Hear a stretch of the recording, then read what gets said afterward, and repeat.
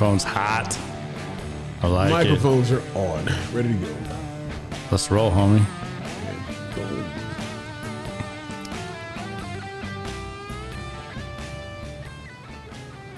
I think we're good to go, man. Are we live and cooking? We should be. We should be. Are we live and cooking? We should be live and cooking. We should All right. Welcome, everybody, to this episode of Common Sense, the podcast. Here with my man, Biz. It's the Biz and Garrett show today. What's up, G? What's up, homie? I'm not a producer today. I'm a guest. You're a guest. I don't know how that means I don't have to be nice to you today. Hell no. I mean, like, I can talk. I mean, now I get to talk shit to you on the microphone. I don't just have to give you those evil looks. Understand, though. Those that you give is those that you say receive. Yeah. We're just going to roll with this whole thing here. I mean, I like it. So it's kind of weird, y'all. I normally produce and do all this, so forgive the ugly wires and laptop, but I got to do this, from this side here. So, we're going to make this work.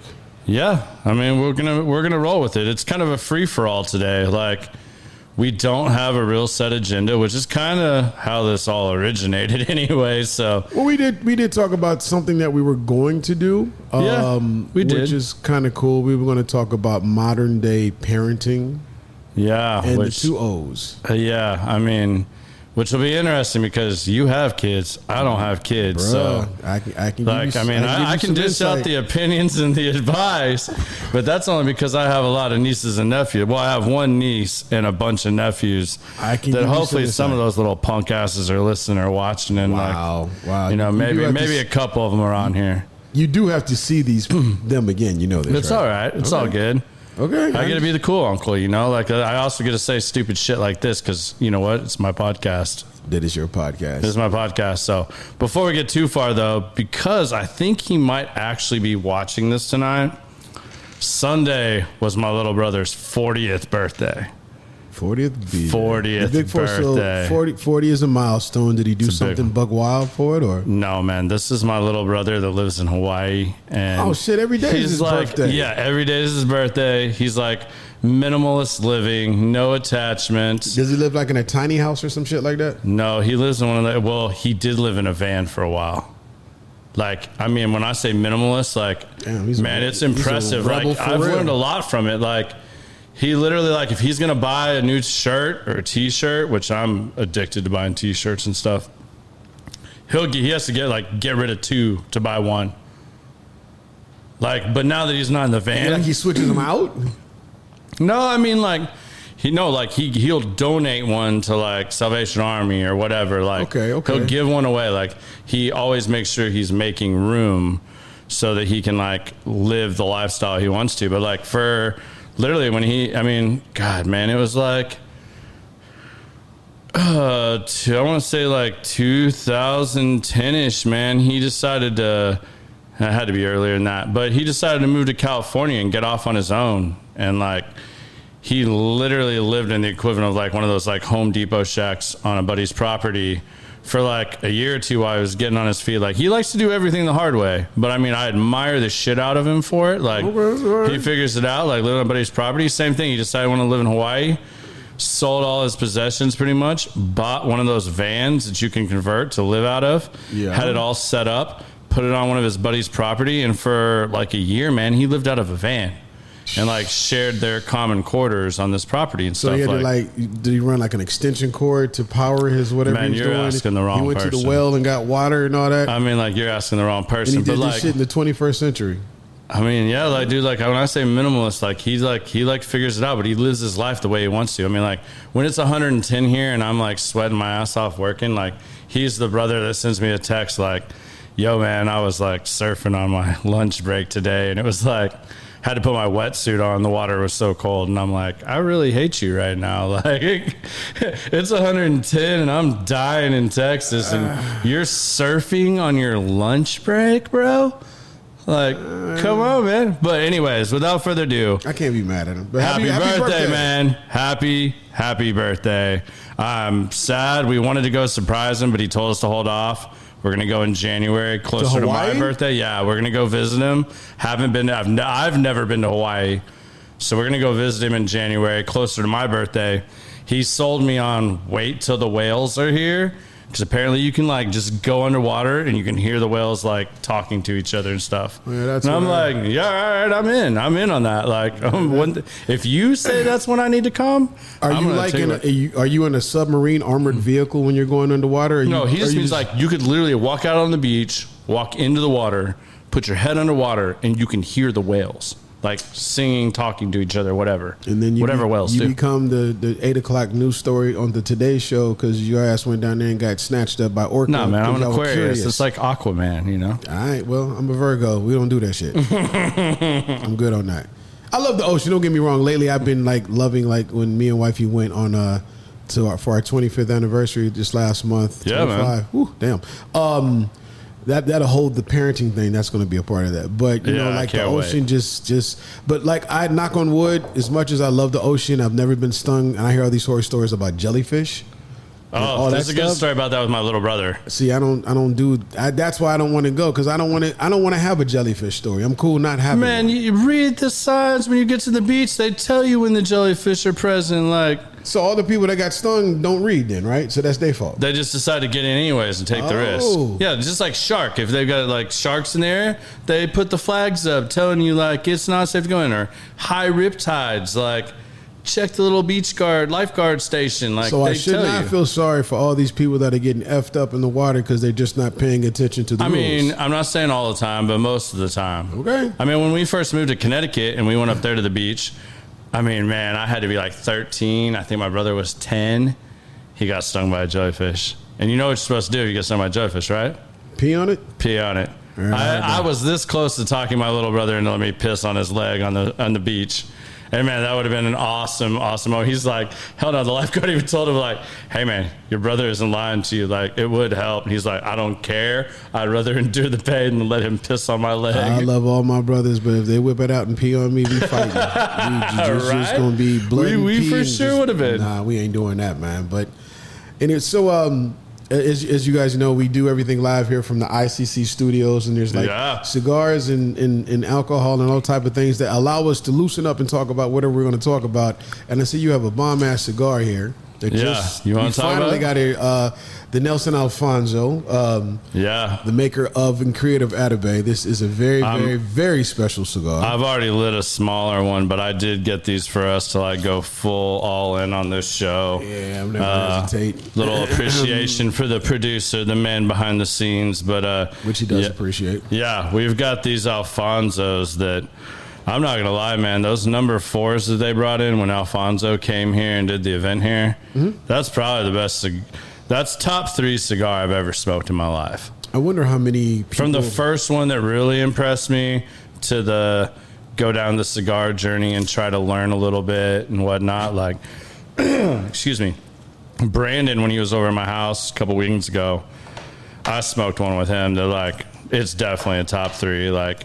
But that's one of those that, you know, one of the frags gives you, and they're like, you're never going to smoke this again in your life. Yeah. Enjoy this cigar. And you're like, okay, awesome. Like, that was one of the best cigars I've ever smoked in my life. And, oh, yeah, shit, you can't get it. Well, up here right now, you can still get these. For now. And they're not cheap. Nope. They're probably the best cigar around. Like, this is... your top shelf allocated cigars. Like the boxes are amazing, the way they're packaged, the way they're wrapped. I mean, everything is elegant about this cigar. How many cigars would you say you smoke? I would say daily, but weekly. Or could I say, do you smoke more than one a day? Not every day. I would say as we get towards the weekend or Tuesdays when I'm recording, I'll smoke 2 or 3 cigars a day. I usually don't go over 3, unless it's like a really long day of something special. Like, you know, I'm getting ready to go to Myrtle Beach on a golf trip, so I'm seeing friends that I haven't seen from Canada in like 3 years. So are you taking cigars with you? I'm taking cigars with me. No, you taking like I do. No, don't let me say that because my boys are watching, so I'm not going to say that. Yeah. Do you take all night cigars, or you take some bullshit and then keep what you want to the side? Man, something like this, I'm taking pretty nice cigars with me. Like, I mean, I haven't seen these guys in 3 years, so and not a lot of them smoke. I mean, some of them do. So, I mean, I don't have. I mean, to be honest, I mean, we're at ICC, and I'm not saying that just because we're here. You know, nobody from the family's in here right now. There's no affiliations here other than we're members here. You notice how he smoothly did those disclaimers? But I mean, like, I'm just being honest. Like, there's not a lot of bad cigars, I mean, in this curated humidor. Say bullshit because it's not. I mean, there's certain ones that you keep close to the vest that you might, you know, I share all, but there's certain ones you're like, nah, that's for me. Right. No, I mean, I did definitely pack like 3 cigars that are going in here that I am going to smoke. Like, I've got a night flight in there that I'm going to smoke one of the nights. I've got an Alfonso in there, and I've got a Davidoff, which you cannot buy here. So, I mean, I'm not just bragging on their cigars, but yeah, I have 3 or 4. What is my favorite Davidoff? Well, the only one I smoke is the midnight hour. The late hour. I like that one a lot. The late hour. I have my favorite one is some stupid, crazy, I don't even know what year it is. Pops was like, oh, you've never had a Davidoff? I have a box I'll sell you that like so-and-so brought over here from like Europe. And, on the Mayflower. Yeah, on the Mayflower. And here, buy this box of cigars. Like, yeah, I did one of those. So now the other thing that you said you was going to blitz me with is you said we're going to drink a little on the show. What do you drink? And I really don't drink no more. After my 49th birthday, it was bad, but I kind of sip when I smoke. And I said I'm a tequila person. Yeah. So you said you had something from the stash that was like ominous. Like, so we went Alfonso. Excuse me. We went Alfonso on the cigars. So we're gonna get all the bad habits out the way. We're gonna get all the bad habits out of the way, and we're just gonna like have a good time tonight. So, you know, hopefully we got some people on here, encourage questions, comments. Like, y'all want us to talk about some stuff? Let's go. And happy recent birthday, Larry Adams, one of our regulars on here. Larry's always in the building. Larry's always in the building, and greetings from LaGrange, Missouri. So, yes. I saw LaGrange. I thought it was a ZZ Top song. I know, right? That's my joint. But anyway. The tequila. So, man, I got turned on to this recently, and I brought this up here because I just found out today that I could secure another bottle of this. Oh, that's why you was able to share it, because now you know you can get another one. Oh, yeah, I know I'm going to get another one. Otherwise, I'd have been like, all right, we're going to have like one little bit of this, because like, I just found out about this. But it's called 3 Tiers of Llorona. 3 levels of hell? Extra, Añejo. And I love Añejo. That is like, and this is the bomb, man. I'm telling you. My days of Blanco went away while DJing, like, for us. Now you go ahead and pour the poison, because I don't know how much No, I mean, if we kill this bottle, we kill this bottle. If we kill this bottle during this broadcast, I'm gonna be on the floor. I can't produce on the floor. Well, you know, or maybe I can. I don't know. We might test boundaries. We've had worse. I mean, yeah, no mics have exploded. No, I mean, we're live. We're rocking and rolling. We were on time relatively. Like, you made us a few minutes late just because I made that joke on Facebook. We were sitting here ready to go 15 minutes prior. Yeah. Actually ready to go, versus me scrambling in the background freaking out because something's going wrong. Just because I blasted you live on Facebook and said we were only going to start live because it was the Biz show tonight. You had to prove me wrong. But I mean, I would have done the same thing, bro. Well, salute, my brother. Yeah. Congratulations. Cheers. 5 episodes in, technically 4, because the other one is a Easter egg. You got to find that. I thought we weren't going to talk about that anymore. My bad. So, anyway. Yeah, anyways. So, topic of the day we want to talk about is parenting. Hold on. Oh, damn. Let's not jump the gun. Okay. Not everybody knows about Biz. Uh-oh. Like, I think we need to give them a little bit of background here. I mean, we got 2 guys from the janitor at ICC. I take out the trash. I mean, I'm from Oklahoma originally. And I'm from Omaha. You from Omaha. Yeah. But 2 places that a lot of people give a lot of people shit about. They do, because they don't think ain't nothing in either one. Yeah. So, I mean, we got some history here. We can go back. Like, you're, let's say, 7 years older than me, 6.5 years older than me. So 51, yeah. Yeah. So, I mean, we got a little bit of, experience we can drop here and things we can go back and forth on. So, a background as far as I know, born and raised in Omaha. Correct. You were you said you studied. I gave you a dossier earlier. you did like production and stuff with the radio. Like you were like head of radio in Omaha for like 10 years. Like Correct. On the radio station, yes. Ran a radio station. Yep. You were in the Army for like 2 tours, like 8 years. 8 years, correct. Desert Storm. Yep. Which was crazy. Yeah, so we're definitely going to dive into some of that. I mean, I have a lot of friends that like were my age that had an older brother that was like, you know, like would have been your age, just a little bit older than us, that were in Desert Storm. Like I remember getting like the Desert Storm playing cards, like that had, you know, like I would like, that was the thing versus being it. But so my experience is I went in the Army right after graduation at 17. Yeah. Like my grandmother had to sign me in to go. She's like, get the hell out of my house. Where do I sign so he can go? So, all right, cool, whatever. And like the military now, like my son is in the military. He's been in for like 12 years. And How like, many kids? Technically, so is that a question I can ask? Because it's we have adopted kids and we have our kids. So if you look at it all, it's like 6 of them. Okay. But they're all, like all my kids are grown except for my two little guys who we adopted when they were babies. So those are the little ones that are left. I still have some time. And how old are they? They're 8 and 14. All right. So and like the 14-year-old, that's who when we talk about parenting, he's about to feel the wrath of God. But anyway, so the military was the thing where I goofed off in high school until literally my senior year, and I got serious because I got told I wasn't going to graduate on time. Okay. And that's embarrassing not to be able to walk across the stage with all your friends and all that because I was just messing around in school. So my senior year, I had to go to night school. I had to go to extra, all that other stuff. And I actually ended up getting on the honor roll my year to graduate. And I was all proud of like, Grandma, look, honor roll. And she looked at me in the face and said, why would I commend you for something that you should have just been doing in the first place? Yeah. Lesson number 1.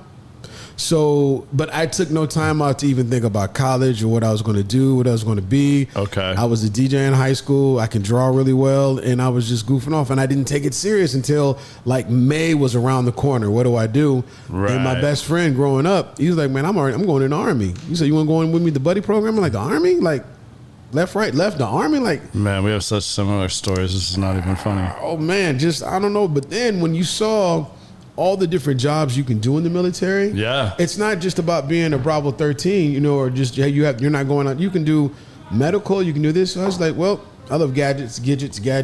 I can be a computer repair tech. He said, yeah, you just got to qualify, take this test. I was like, oh shit. I got to take this test. And math was my worst subject. I excelled at everything but like math. You give me numbers. Algebra killed me, bro. Oh my God. I took algebra, geometry and all that like 9 times. Geometry, I killed geometry. Algebra messed me up, man. So what I ended up doing was I passed the test and I got qualified to be a computer repair tech. And you have a thing called AIT. Once you go to basic training, then you go to AIT, which is your school. And my school was like 1.5 years long. Most AITs are like a couple months. Yeah. And I was there 3 to 6 months. I was there for 1.5 years. And literally, it's not the technology of now where if a computer like breaks. Special forces of computing. Bruh, when the computer breaks, you can take a card out and put another card in and it's fixed. No, we had to literally go get schematics, and computers that we fixed were there since the 50s. Yeah. Like this shit was old, and I had to figure it out, trace where something was wrong, get a soldering gun, untrace the little resistor or whatever was going on, and put a new one in. And the computer was so big you can walk inside of it. It's called a Streamlight. It's literally like, it was crazy how big and you pull out a card. No, the card was the size of this table. It was huge. Not like our little MacBook Pros. No, like on the fly. If anybody understands, and maybe you may not know, a 486 computer was the fastest thing out then. That was like we had dot matrix printers. Like this is 1989, 90. So they was, and even then we had modern stuff, but not in the Army. We didn't. Yeah. So yeah, I'm old, but. Army was fun. So you said grandmother. Yep, so you were raised by your grandparents, I take it? Mostly by my grandmother. My grandfather had already passed before I was born. My mom and everything was there, but just that Grams wasn't really feeling my stepdad, so she was just like, nah, he's staying here with me. My mom got married when I was like 5, and she met stepdad. She's like, nah, I'm good on him. You're staying here. You guys go do what you do. So I went to my mom's on the weekend, and I was at grandma's. That's where I was literally with my grandmother until I was in high school. So reflect on all that. I mean, what was that like for you? Like, how do you feel about that? Like looking back on it, love it. I am who I am literally because of my grandmother. Like all that, because she's old school. So my family, even though born and raised in Omaha, my family is from Oklahoma. So she's from this little country town called Wagner. Yeah. Oh yeah, that was the Hatfields and McCoys. No, we're not talking about that right now. After this Texas ass whooping we took this weekend, but. Well, being that all my uncles went to UNL, to University of Nebraska, but the Grahams and everybody's from Oklahoma. So when Oklahoma and Nebraska used to play back in the day. Yeah, that was the rivalry. Oh, my God. In the house, in the living room. It's like, man, what's going on? And I was WWE in the middle of the living room. Talking all crazy. But no, we used to go to family reunions back in Oklahoma when I was a kid, and it's in the country. Yeah. But it was like the best time where you can actually just... Like, I don't know if they still do family reunions to that effect, to where you actually went to somewhere where there was a lake and the kids were playing, all my cousins and everybody. Yeah. And it was just fun. And we did it every year. It wasn't every once in a while. That's cool. My family's so stretched out. I can think of about 2, maybe 3. I know they were talking about doing another one right before COVID, but I can think of like 2 or 3 where we did that growing up. It wasn't like something that happened on a yearly basis. But then again, I moved every 3 years growing up. So like my dad took a job where he was gone Monday through Friday. He was home Friday night, made baseball, coached, practiced, game, whatever. Then out. But then Sunday night or first thing Monday morning, he was on the road from the time I was in about first grade all the way until I was in like 7th grade. About 7th grade, when he switched from the RTC to the FDIC, that's when my dad was around more and he didn't have to travel as much. He also had his first heart attack around then, so he kind of switched over on that. So that'll slow you down. I was raised, I don't want to say I was raised by my mom, but I mean, kudos to my mom. Like, my mom took me and my little brother like everywhere. I mean, like, I give my dad a lot of credit because, like, he made it home, and like that was his point. Like, like, I'm still gonna be there for the big things. Like, yeah, he had to go away Monday through Friday to provide when we were younger. When he got out of the banking industry and went into the government, back to the government, he was in the Army as well. But when he switched back over, so. Yeah, that's real interesting, man. Like, well, I mean, and like, don't get me wrong, I was connected to my mom and all that. So going to my mom's on the weekends, that was party time. Because grandma's was like, we didn't even have a color television. My grandmother had a 13-inch black and white TV. I watched all the dope TV shows like Miami Vice and Knight Rider and Dukes of Hazzard on this little bitty ass TV. Don't forget Airwolf. I just had a conversation with somebody about this like literally a week ago. Airwolf, that was before Blue Thunder. That was Airwolf was the joint. But you know what? But this is an era of childhood where you actually your punishment then was you weren't allowed to go outside. Nope, you can't go outside. You got to stay inside. Now you punish kids by making them go outside, or taking their tablet away from them, or something like that. If you want to hear World War III, my 8-year-old will melt all the way down if you say no Xbox or no tablet. Man. It's this. Well, we'll talk about that. Yeah, we'll get into this. We'll dive into this. So. Being that, and the biggest thing my grandmother taught me, she said, look, you need to learn how to play by yourself. You're always so dependent on having to play with somebody outside, be around somebody. She says, you need to learn how to function if it was just you. Not be an introvert, but just, and that's where my creativity came from, because my uncle gave me a Canon cartridge Super 8 camera, and I used to make little movies with my G.I. Joes and my He-Mans and all that stuff. Yeah. And you just had to be creative, because if you depend on everybody else for like validation and acceptance, you're screwed. So she said, look, learn how to do what you need to do. She would even tell me stuff like when I got older and I used to, because I ain't gonna lie, can't even lie. My wife and my mom would always say my grandmother spoiled the shit out of me. Is she the one that gave you the nickname? No, mom did. Mom busybody, because my ass didn't always. I couldn't sleep, couldn't take naps, couldn't do anything. I felt like if I took a nap, I was going to miss something. We are polar opposites. You tell me I have 10 minutes to nap, I'm going to nap for 9 minutes of that. Well, that was as a kid. As an adult kid, now? Adult, don't matter. No. They used to joke when my parents would take me to parties as a little kid. It was like the search and rescue for Garrett at the end of the night. Because you were somewhere asleep. And when I'm done, man, like, there is no like second wind. Like, when I'm done, I am done. And like, even as a kid, I would crawl my ass, find a closet, whatever. I'd pull jackets down. I'd make me a little bed, and I'd fall asleep in the closet. They'd have to go look for me. Like, they didn't need a babysitter. They just had to go find whatever closet or whatever I fell asleep in, because, like, when I'm done, I was done. Like, I don't want no part of the party. I'm out. I gave you all my all for whatever time I was away. Nah, man, I was hyper. And as hell. I go nonstop when I'm up.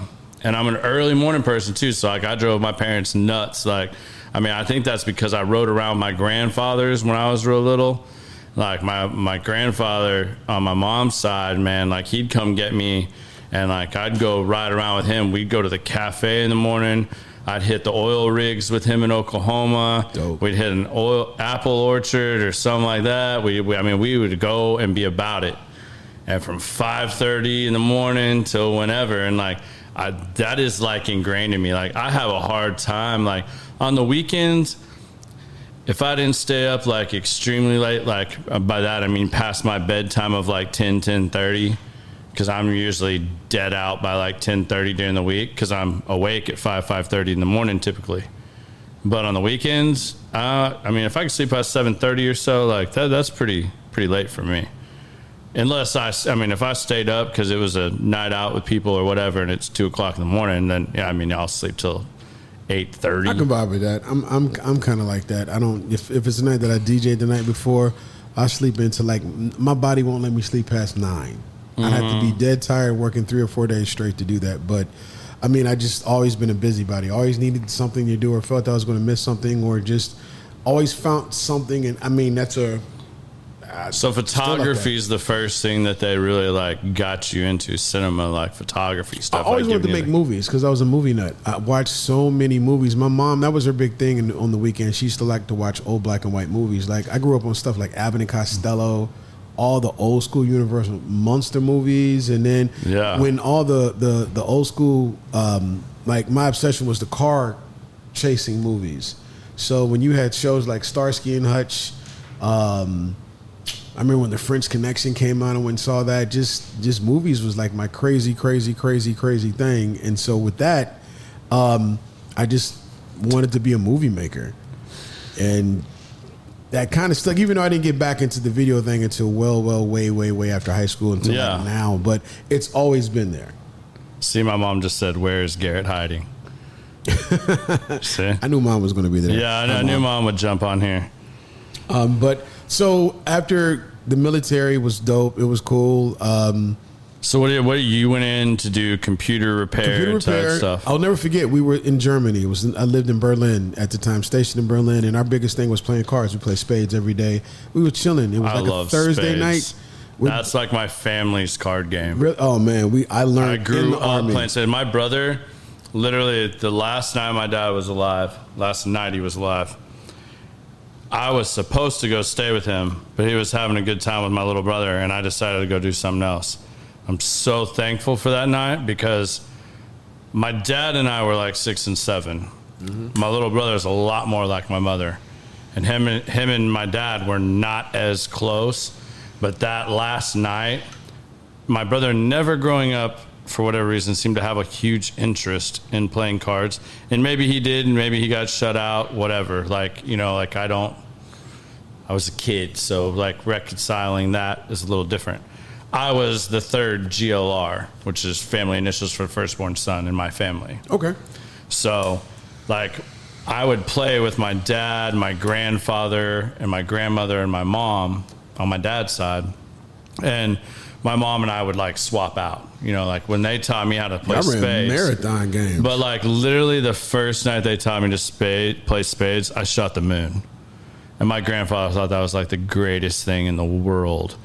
But, like, my little brother, that night he spent with my dad, one of the things my dad taught him that night was they sat and played spades.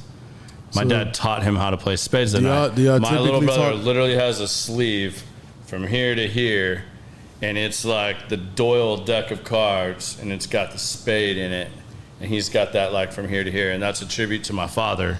So did y'all talk trash and everything? Because like, I mean, as much as you can talk trash with your nana and your grandfather there, I mean, like my nana and my grandfather, man, if I cussed in front of my nana and my grandfather, I mean, I have one of the foulest mouths of everybody. Like, it's amazing. Like, I'm sure I'm going to catch more flack for saying this, but like, it's hard to cuss in front of my nana. Like, I'm still afraid like I'd get something thrown at me. I'm not as offended. Like, my mom is just as offended by it. Yeah, and would tell me to watch my mouth. You have an automatic filter, especially on grandmothers.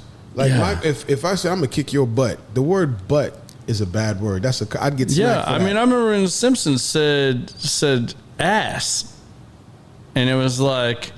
And they said bitch on TV for the first time. The first time I heard the word son of a bitch was watching an episode of MASH. And Alan Alda said something to this. It's so ingrained, like I remember this. But Alan, we was all sitting around watching TV. And You're Alan talking Alda. About MASH, I'm talking about Simpsons. This is funny. That's how old I am. I know. I'm just saying. But he told the doctor, you son of a bitch, you made me remember that. And when he cussed, I turned and looked at my grandma and said, ooh. You hear what he said? And she just looked back down at her Bible. Because, she was reading her Bible. Yeah. See, my grandmother had the spot on the couch. When you walk in, she had that was her. Nobody sat in it. That was her spot. Nobody sat in that chair. Her tea, her coffee, her Bible, everything. Like, you knew, like, you could sit anywhere on that couch, but there. That spot, yeah. That was hers. And he cussed, and she just looked back. But then my grandmother threw me off, though, because all that religion, everything's churchified. You know what show my grandmother would watch on Sunday night after the news? You ever heard of an old school show called Benny Hill? I've heard of it. I have no idea what it is. Benny Hill was like from England, and it was like sex. It was sexist. It's like had like Hooters girls with the boobs out and short shorts. It was just like comedy sexy, and she thought it was hilarious. She would watch it all. I mean, like at 8 or 9, I should not be looking at this. It came on like after 11 o'clock, and my grandma thought that was her show. I'm like, something here ain't right. Like, what's going on? Yeah. Like, I say, but I see boobs, and you laughing at the TV. Like, what's going on? She just thought it was funny because I don't know. Just my dad did the same thing, except it was Beavis and Butthead. Like, I'll never forget this. Like, my little brother and I got in trouble for watching Beavis and Butthead and quoting Beavis and Butthead. And then one night we were sitting in the living room. My dad was already in the bedroom watching TV, and we hear my dad just busting his gut in there, dying laughing. Like, he is dying. And we walk in, and my dad is literally watching Beavis and Butthead, and it was like the great Cornholio episode. I need TP for. And I was like, this is so awesome. Like, I think you get an understanding of them. Before my grandmother passed away in 2000, she was 93, and that last year of her life was the dopest thing ever because I was a man, I was grown, married, whatever. So then she started to tell me stories of when she was young and why she did the things she did with me, like all the understanding when all that came together. It was like my grandmother, you literally would go and hang out at the bar and everything, and all her girls and all that, they had their choir robes with them. So they would be at the bar acting up and literally walk to church when the bar let out and go sing in the choir stand. I was like, wait a minute, hold on. You did that? Like, my grandma was wild when she was young, but she still had Jesus there. But she was like she confessed all this stuff. And I was like, and she would say, I tell you this now because any mistake I've made in life or things that I've seen that didn't work out, I try to keep you from making. Exactly. I've already been where you're trying to go, is what she would say. So now I'm trying to give you some heads up. Yeah. And I was like, well, damn, why you wait till I was like 25 to let me know what's going on? You could have told me that. She's like, nah, you wasn't ready yet. See, I'm going to jump to that in a second. But before I do that, like my mother's mother, my grandmother on my mom's side, she's a lot like that. And I would love to hear some of those stories. I know a few of them, not a lot of them. She's the grandmother that went she went to the churches where they like roll on the ground and speak in tongues and stuff. And like she went backflips and hover. She went hardcore. And I mean, I'll never forget when I was a kid, there was a time point when I couldn't have been more than like 9, 10. And that's generous. Like my little brother's 2.5 years younger than me, so do the math. But I remember her telling us a story about when we were acting up and like white horses and black horses, and like the black horses with the devils were going to come down and take us away and all this stuff. I mean, like, still hardcore, but like, yet I know about like her going out with my grandfather and my parents when I was real little, and them going out to my dad's banquets and stuff like that with the bankers and stuff, and going to bars and stuff like that. Like, she wasn't always holy roller, but like she definitely had that time period. Like, so I mean, I would love to hear those stories. But well, that's how do you think our family ended up from Oklahoma to Omaha? Mm-hmm. My grandmother and her brothers were bootleggers. Literally, they did moonshine. They were bootleggers. That's what they did. And oh man, what happened was, I want to get into this. This is one of the things she told me, because I'm like, how the hell do we end up in Omaha? Like, what are we doing here? And what happened was, her and her corn whiskey. My uncle's son, that's her brother, and they one day they were on run from the law. They were getting chased, and they literally went north and they outran the cops to the state line, and they just kept going. And literally, they ended up in Omaha, and my uncle went back, but my grandmother stayed, because then the packing houses, meat packing plants were big, Omaha steaks. But that was the big thing. So my grandmother got on there, and then she worked at this big, huge, fancy hotel, and she just never went back to Oklahoma. And my grandfather, who worked for Union Pacific Railroad as a porter, they met, and boom, kids started dropping, roots started popping, and Omaha was the place. But originally she was a bootlegger. I was like, when she told me that, I just raised I had to walk out the room and come back. I'm like, you are the most holiest woman I know on the planet, and you was a bootlegger? Like, what? It's crazy. Like, but she always carried a pistol. Like, my grandmother is the 4'8" version of Medea, before Medea even existed. Always had a pistol. There's a 12, like this. Yeah, just she didn't play around. Hell no, man. She literally, one time, me and my stepdad got into it, and he hit me or did something, and I called my grandmother, because he kicked me out the house. Like, get out the house. Me and my stepdad love him to death now. We cool. We're grown. We're cool. But then, it's like kids. 9, he booted me out the crib. I went to the neighbor's house, and I was in my tidy whities. I was in my drawers and a t-shirt. You know, you get out of school, you take off your school clothes or whatever. Yeah. Booted me outside. They put you right out on the porch. Man, outside in a dusty front yard with no grass. I looked like a movie scene. Like, I went over there, called Grandma, said, "Grandma, huh?" He hit me. She dropped the phone. 12 minutes later, my grandmother had an old school Nova with a 350 engine in it. Ooh, that's one of my favorite cars. She came up the block sideways, came out. Grams had a 12 gauge. I didn't know. I seen it, but I never thought nothing of it. You didn't know what it was. Blew the front door off the house, said, "Where's he at?" He skedaddled at the back. She said, "Pack your shit, let's go." That was like the one time I moved back with my mom. Didn't work. That was like 2 weeks, and came back. And then she stood in the driveway waiting on him. I said, "We can go now." She's like, "No, I'm just, hold on." Okay, we can go now. Mom came home. "Hey, where the front door at?" "Oh, your grandmother must have been here." She called down. "You with your grandma?" "Yeah." "Hey, I seen the shotgun." "Yeah, okay, I got it. Thank you." And that just, my grandmother did not play. She was man. No, like, that is how I got straight at the age of 15.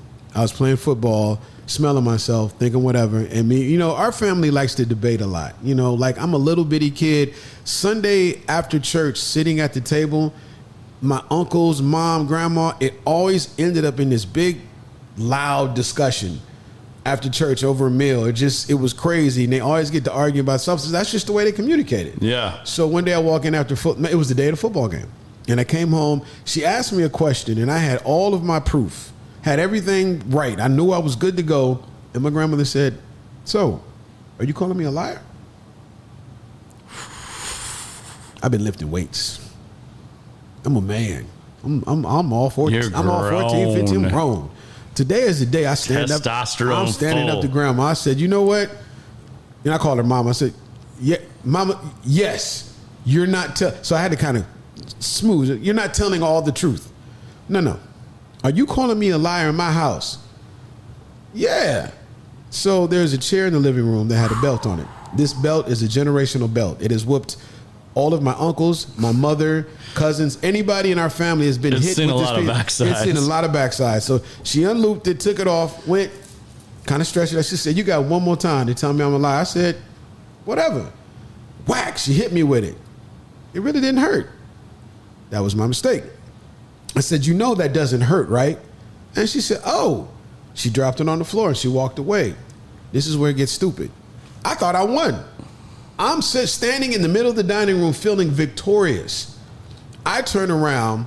Now, you understand, this woman is I'm only 5'6" at the time. I'm 5'8" now, so I'm still short. She comes to here to me. The gun is bigger than her.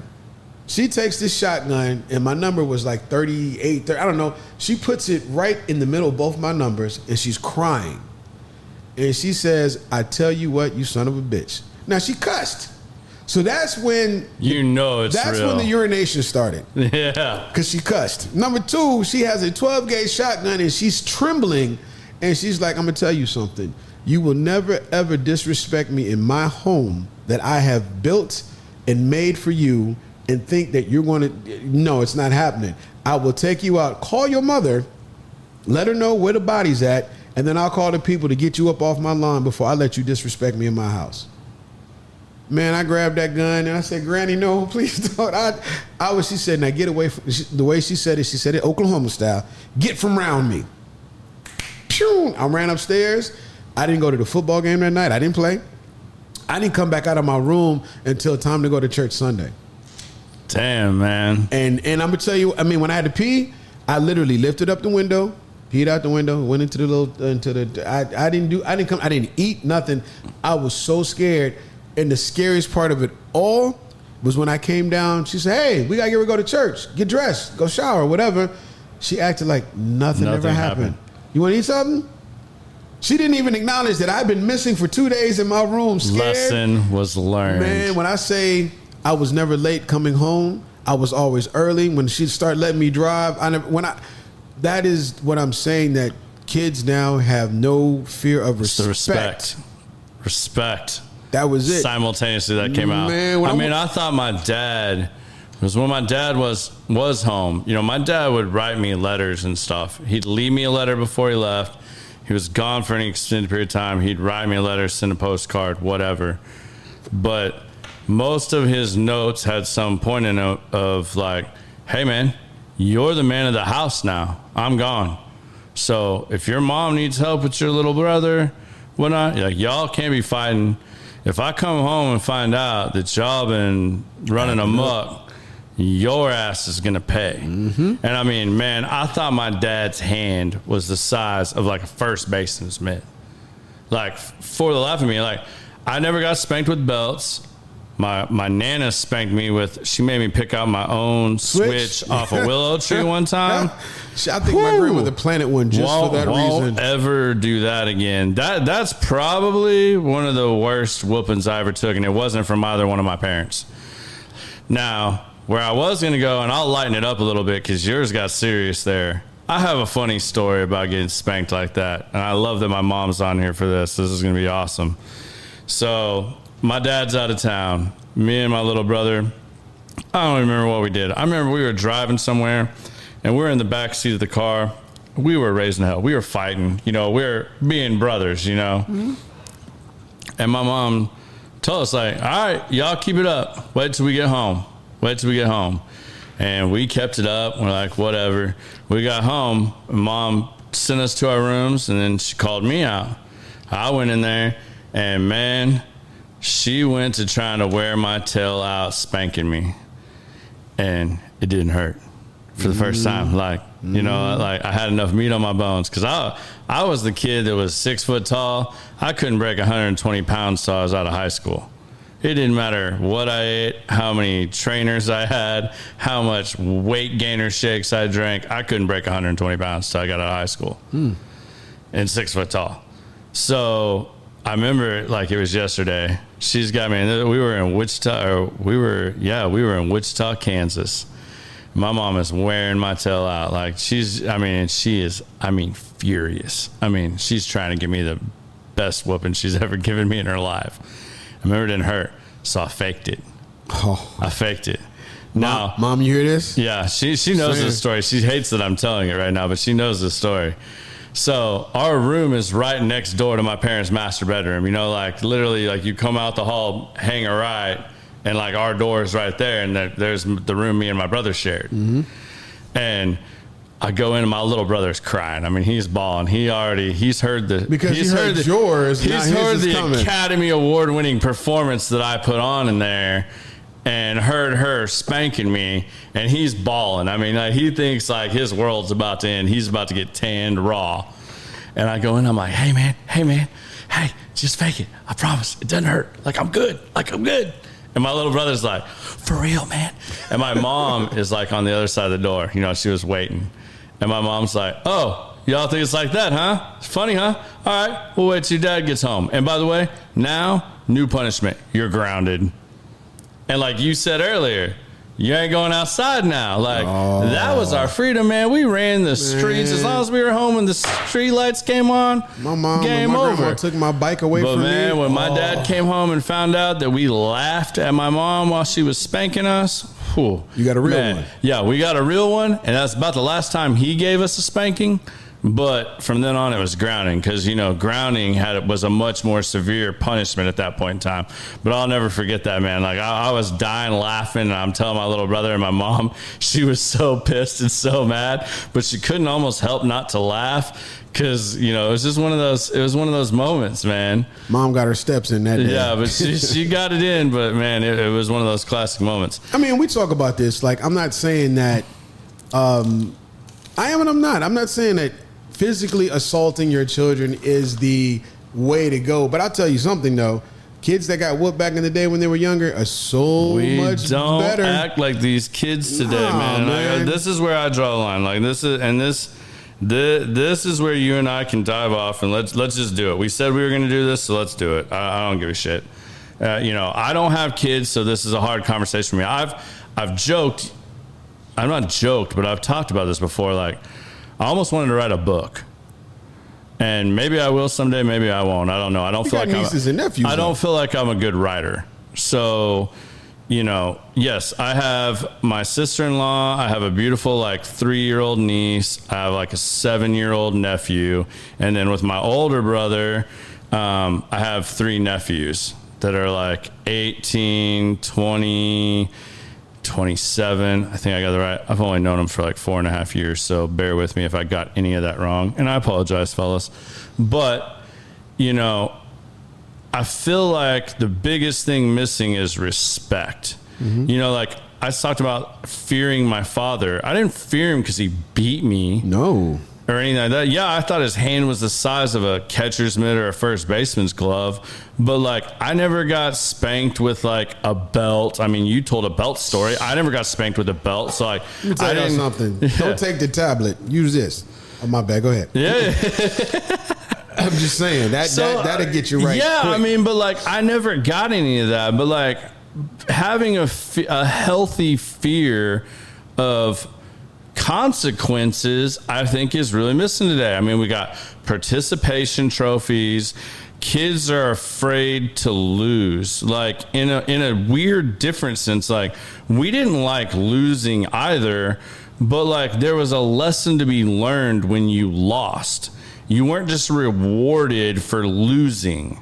Like, it was a soak in a little bit. I mean, I remember clearly when my little brother got, like, I want to say second place trophy in like a select league all-star game, and they gave him like a medal, like, and it was nice. I mean, like, the other team got a big ass trophy and whatnot. These kids now get like damn Super Bowl rings for playing rec league. Like, this is stupid. Like, I mean, there's a point of acknowledging achievements and then, like, going overboard and making every kid feel like they won the Super Bowl. They don't learn to work for anything. They don't learn to have a respect for the hard work it takes to go to that next level. Entitlement is running rampant. Yeah, right with now. no respect. Entitlement with no factor of respect. And I remember my brother won this trophy, and literally walking to the car, he threw this medal in the trash can, and my father was pissed.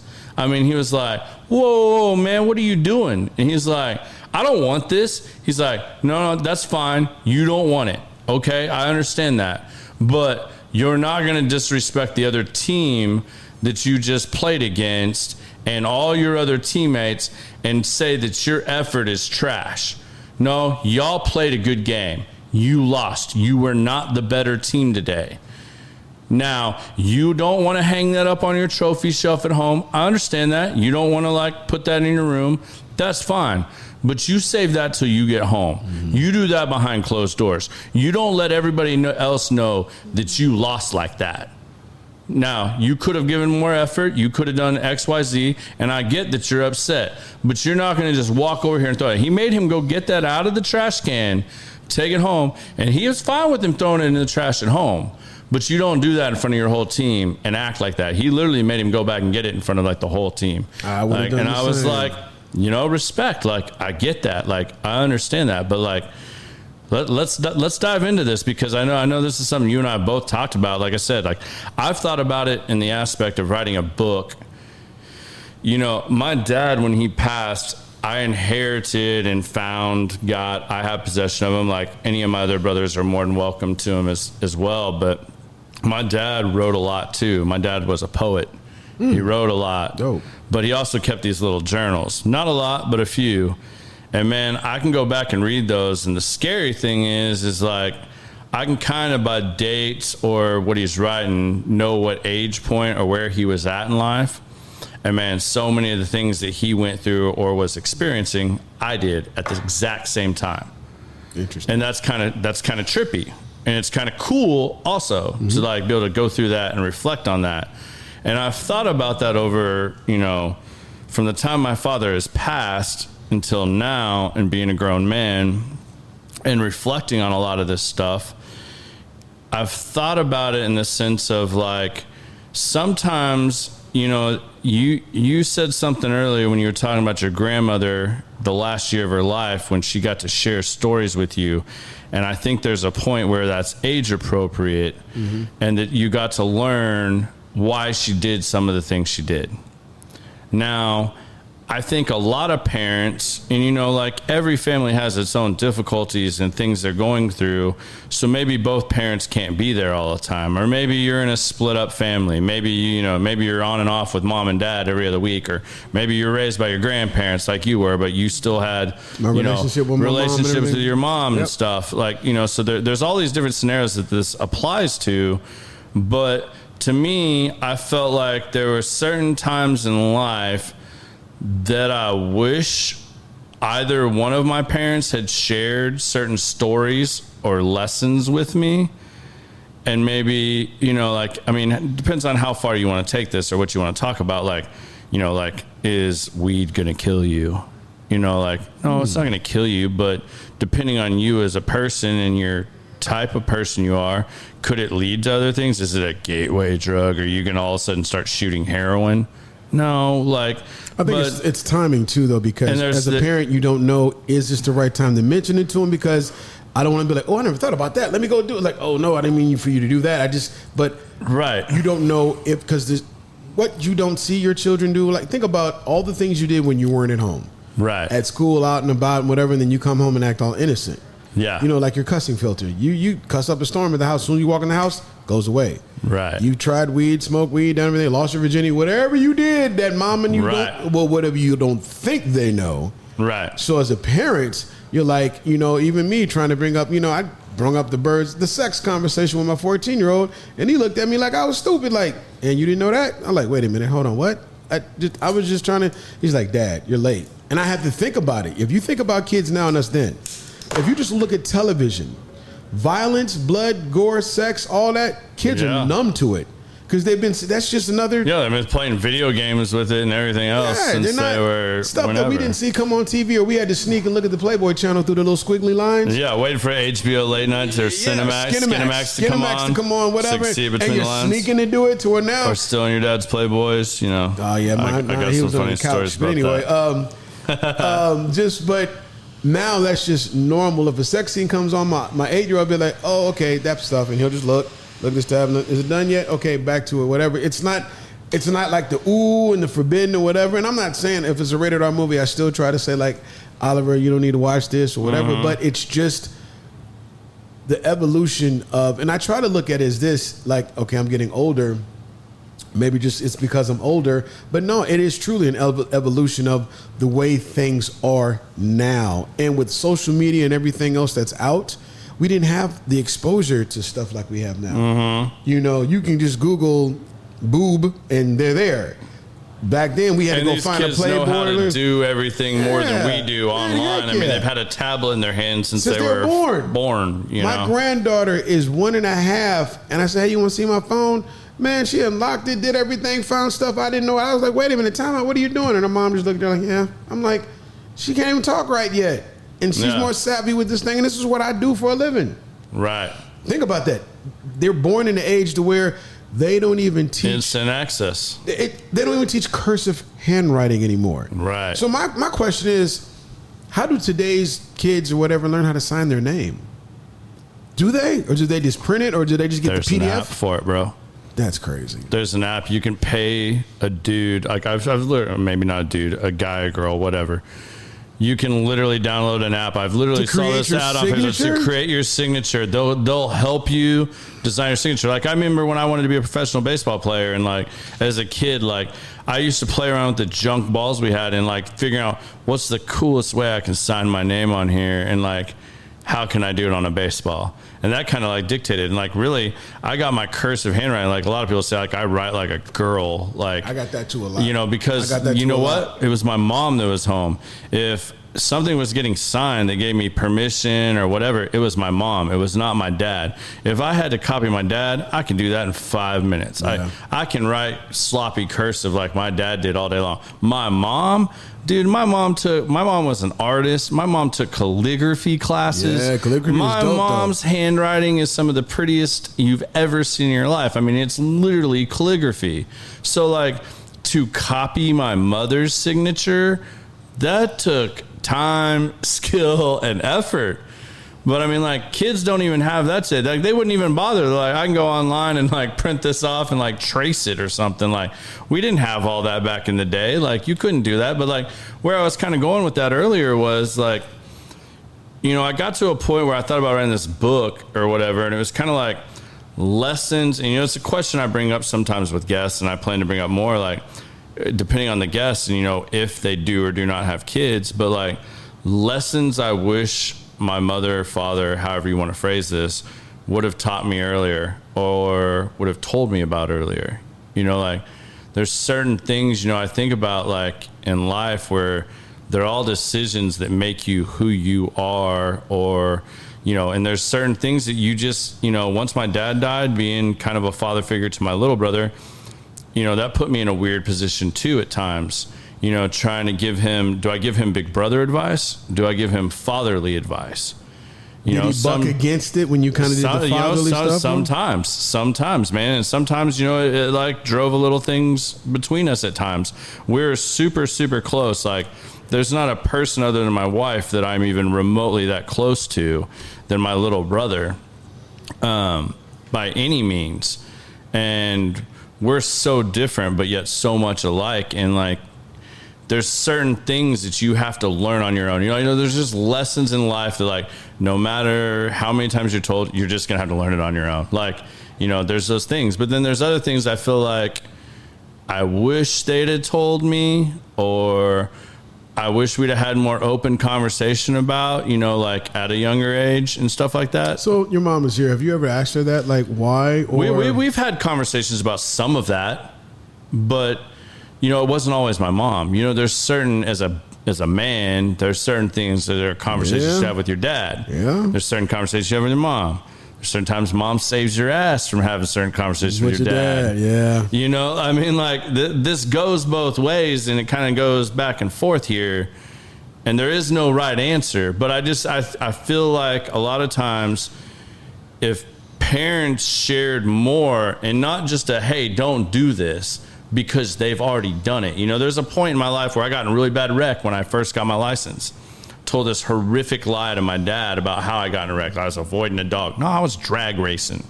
I was drag racing through a neighborhood, going over 100 miles an hour. I should have died, me and the guy in the car, and we didn't. But my dad told me, when we got back in the car, I told him, he's like, all right, I'm going to ask you again. Tell me what happened. I told him, he was like, all right, listen. Shut your mouth. When we get done with the cops here, we're going to go home. And when we get home, you and I are not done. We're not done in the sense of when you're ready to tell me what really happened, I'll help you out. But until you want to tell me what really happened and come clean with me, I ain't helping you, man. Like, I ain't helping you. Because he goes, you know what really happened? X, X, X, X, You and already X knew. You already is knew. what happened. Like he was there. Like, I mean, dude, I thought he was psychic. And I'm shaking, and I'm like, no, that's not what happened. I told you what happened. Like, are you calling me a liar? And, like doing all that stuff. My dad's like, yeah, man. Like, this is what happened. And I mean, called it to the T, exactly what happened. Nah, your buddy, Chris Lucas, I hope Brandon's listening to this. He was paying attention earlier. So, my boys in Connecticut, he told me, like, my buddy, his family had a little more money. They all had these fast cars. I just got my Camaro out of the shop, and I was like, we had this road called Great Swamp Road. It was like 4 miles long. Listen to the name of it, Great Swamp Road. Like an accident's not going to happen. Yeah, and every quarter of a mile, there's a stop sign. And it's like a 35-mile-an-hour speed limit all the way down this road. So y'all went stop sign to stop sign. At the end, it Ys. And about a half mile before the Y, there's a big red barn. And I figured as long as I got to that red barn, I had time to slow down. Well, sure as shit, we were coming back from shooting pool. And I told my buddy Frankie, hey, put your seatbelt on, put our seatbelts on. And sure as shit, when I pulled up the first stop sign, he went around me into the oncoming lane and tried to pass me. I was like, nah, we ain't doing this again. So I started slamming through my gears, man. And we were getting after it. We ran every stop sign, 83 IROC Z28. And we went at it, man. And next thing I know, I'm looking up and I can see the red barn in my rearview mirror. You already went. And I'm like, I either have to run that, and now I'm in the oncoming lane because I had gone back around him. I'm in the oncoming lane. I'm like, I got to take this corner. I mean, I was downshifting from 6th to 5th, trying to take this corner that is literally a Y. That big heavy ass car is going to go straight. And I turned it sideways between a retaining wall and a sidewalk. I left my ground effect paint on the top notch of a mailbox post. Jesus. Came down, landed about 3 feet from an oak tree, about 4 feet in diameter, and about 3 feet from this guy's living room. I mean, I got like 18 tickets from this one accident. And and it's like when I talked to my dad, he's like, no, he literally, and I said a dog ran in front of me. I tried to swerve to miss the dog. Yeah, that clearly didn't happen at like 100 miles an hour. I'm about to say 35 miles an hour shouldn't have caused that. Yeah, exactly. And I mean, like, I had to stick my baseball bat that was in my trunk of my car in the fan motor to get the motor to stop running, even though the keys were in my hand. That's how fast the car was going when I wrecked it. And we walked away with like whiplash and a couple little glass scratches on us. I mean, like, guardian angel for sure. But like, the point of that was, though, like, I thought he was psychic. No, he wasn't psychic. My dad had already done all this dumb crap that I was doing at 16. But, again, some of these lessons you have to learn on your own. But like, I just feel like there are times that there are stories or lessons that could be taught by just sharing a little more information. You know what I mean? And I guess that depends on each and every kid as a parent. Again, I don't have kids. It'd be interesting your take on this. But like, I just feel like, I've always thought about like, I'm going to write this book and just tell it all. Like, this is what I did. This is what I've done. This has been my experiences with X, Y, and Z.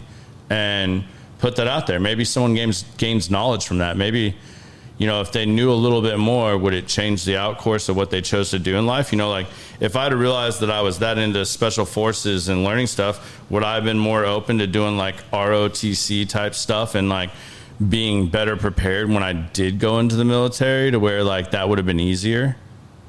Like, would I have pushed harder to learn another language or stuff like that, like things that would truly help you? Or, like my big thing when I joined the Navy and not going to college was I was burnt out on baseball and I wanted to travel and see the world. And I didn't want to do, like, my family had enough money that they could have sent me to college. I probably would have had to go, if I didn't take a scholarship, I would have had to have gone to like a junior college for a little while, figured out what I want to do, get my basics out of the way, and then I could have got my degree somewhere. Mm-hmm.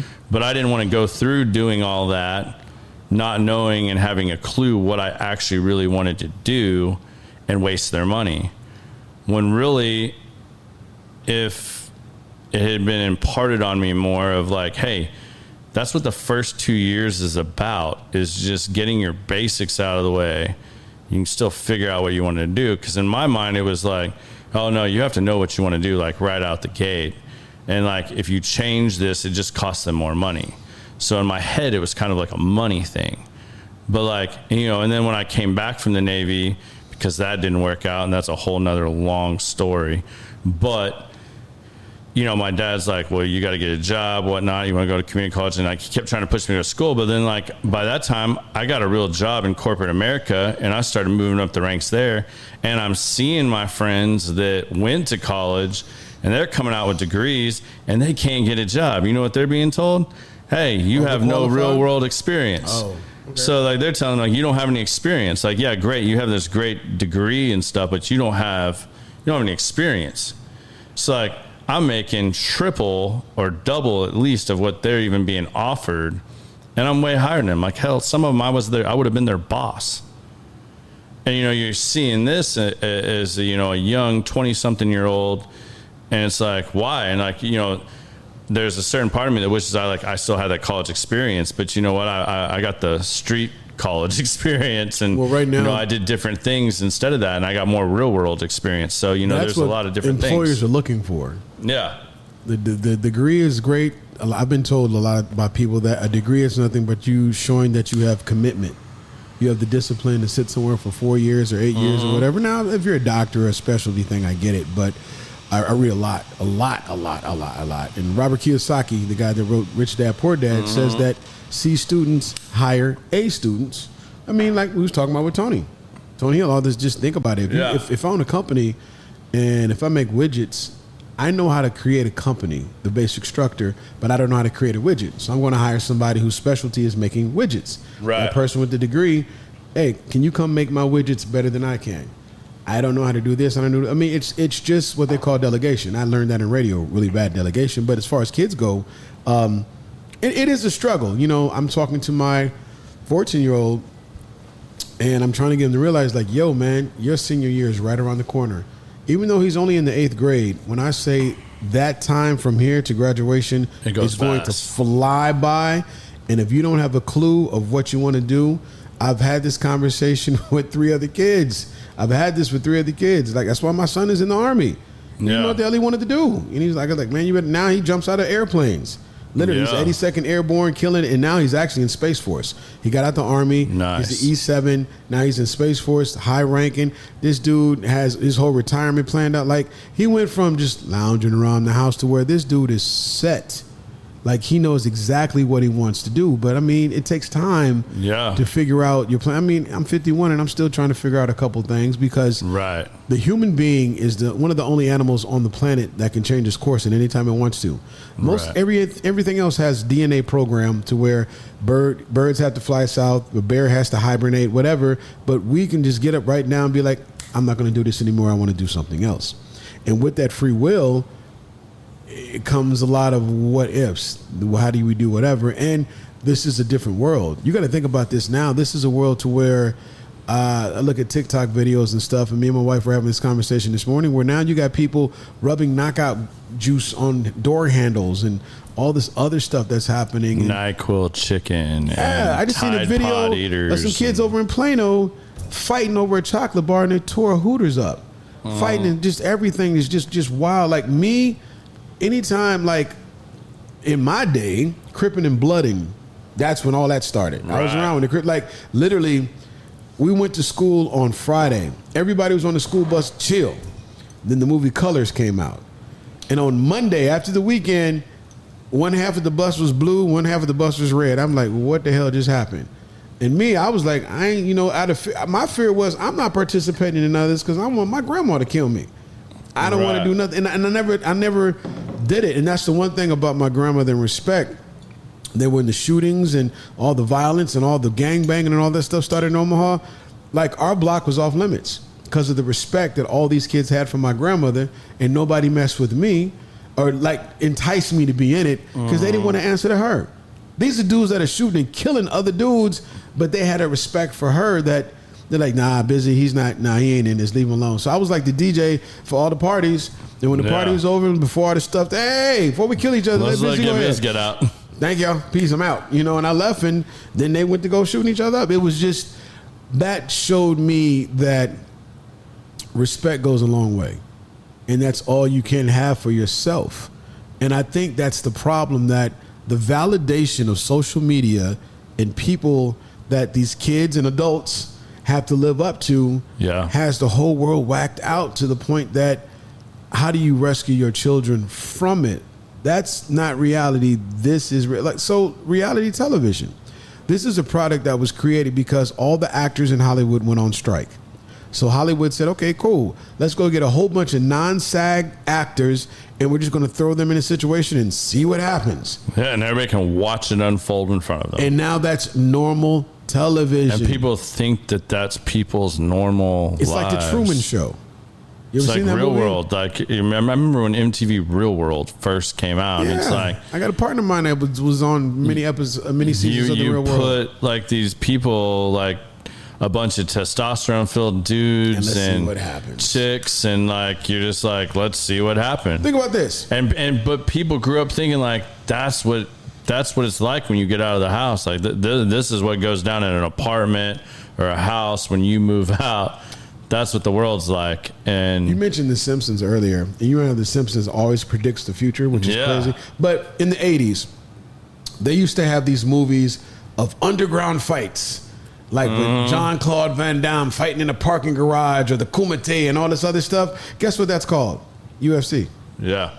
Now it's sanctioned. They're getting paid. Like all the stuff that we saw, the barbaric stuff that's happening now is like Gladiators now. We got modern day gladiators. It's the reality. I got a friend at home, Houston Alexander. He was in the UFC. He was actually the last person to fight Kimbo Slice before he passed away. And Houston is bare knuckle fighting. I'm like, dude, like, I mean, that's where he belongs though, because he beats people up. Like Houston was a very good advocate of helping my kids get raised. When my oldest son thought he was going to be in a gang, and I jumped him out. I said, he said, I'm in the gang. They jump you in, cool. I whooped his ass and jumped him out. Then I messed around and told his uncle Houston what's up. And I'll never forget it. We was watching fireworks, and Michael's like 6'3", already big, but Houston is built like a shark, all muscle. So, and he talks like, hey, so I heard you was in the gang. And before my son can say, no, dad got me out, Houston hit him in the chest. And even I was like, damn. Okay, Houston, chill out, bro. I think you broke his thorax or something. Like he got it, he gets it. He was like, my son was like, damn, I said I was out. Why they keep beating me up? He said the gang didn't even beat me up this much. I'm like, well, tell you what, I will say this. My grandmother said, I'll take you out before I let the streets take you out, meant that they love you enough to do whatever. Yeah. And I'm not saying, like I said, it's not condoning violence, but when I say that message that somebody loves you that much to assault you, to get you to understand that we're not playing, that we're trying to protect you. And we talk and laugh about it all the time now as an adult. He says, I get it. He has sons of his own, and it's like, but he's still raising them in a much different world. This is in the 2000s when I was raising him, which it was already bad. But now it's really, but I mean, you get all influential. And I mean, you hear about bullying and hazing and all this other stuff. And like these kids snap, they get a hold of dad's gun and all that, and that's what I'm saying. But it's like so crazy. Like I remember growing up, like it was just like trying to have a fair fight. Like, hey, 1-on-1, let's roll. But like when I was in first grade, I moved to Wichita, Kansas. 5 hours from Omaha. Yeah, Wichita, Kansas. It's the worst place I've ever lived in my life. I went from Claremore, Oklahoma, being a vice president of the bank's kid in little, suburban Claremore, to Wichita, Kansas, living in a duplex right across from Beach Elementary. And I'll forget it. Like, it was not 100 yards from the front door to my front door. And 2-3 days a week, I couldn't make it to my front door without getting jumped. I mean, I went to an almost all-black school, and I got my ass beat weekly. I mean, weekly. For no reason? Just no reason? Just getting jumped, just for the hell of it. Hey, Garrett, it's 3:30. You know what time it is. Breaking in the new kid. Yeah, whatever. And I remember I asked my dad for a skateboard for Christmas, and I got an Eddie Caballero skateboard. And man, first week I rode it to school, put it in my locker, came out. Here came that group of about 4 of them that whooped my ass every damn week. They take your skateboard. I picked that skateboard up, knocked 2 sets of teeth out, there you and go. The other 2 went on. I almost got expelled. My dad came into the school talking to the principal. You're going to expel my son? Really? Like, y'all have to, like, think that we, like, beat him at home. Like, he comes in with a black eye, bloody lip, busted nose every damn week. Like, y'all have a crossing guard from the parking lot to our house, and no one ever stops this. He gets jumped weekly. And you want to expel me? If you expel my son, you're like, I will own this school. And then I remember when I got in the car with my dad, he was like, hey, man, is that all you wanted that skateboard for? Because I knew you didn't ride skateboards. I said, yeah. He goes, you could have told me I'd have bought you a cheaper skateboard and you could have got more for Christmas. Instead of me getting this $150 at the time Eddie Caballero skateboard that was like my entire Christmas.